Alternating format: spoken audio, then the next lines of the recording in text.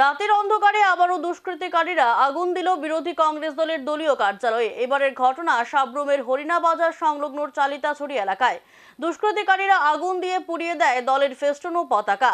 এই ঘটনার তীব্র প্রতিবাদ ও নিন্দা জানিয়ে অবিলম্বে দুষ্কৃতিকারীদের চিহ্নিত করে আইনি ব্যবস্থা গ্রহণের দাবি জানায় স্থানীয় কংগ্রেস নেতৃত্ব।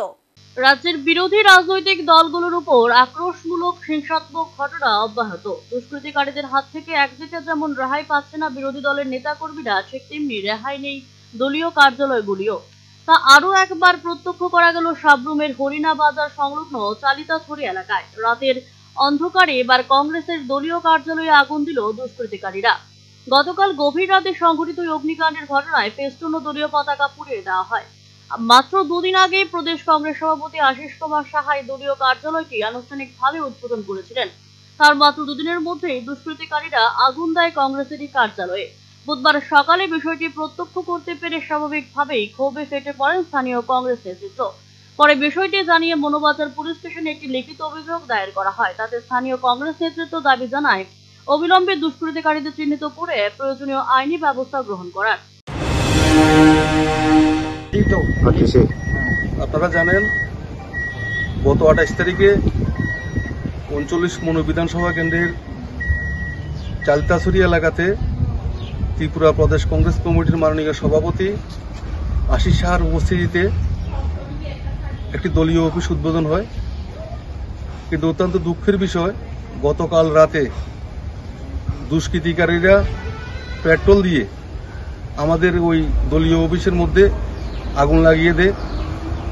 এই যে ঘটনা, আমরা ভারতের জাতীয় কংগ্রেস দলের পক্ষ থেকে তীব্র নিন্দা এবং ধিক্কার জানাচ্ছি। আমরা মনু থানাতে আমরা এফআইআর করেছি। দুষ্কৃতিকারীদের চিহ্নিতকরণ করে অতি সত্বর দোষীদের যেন শাস্তি প্রদান করা হয়।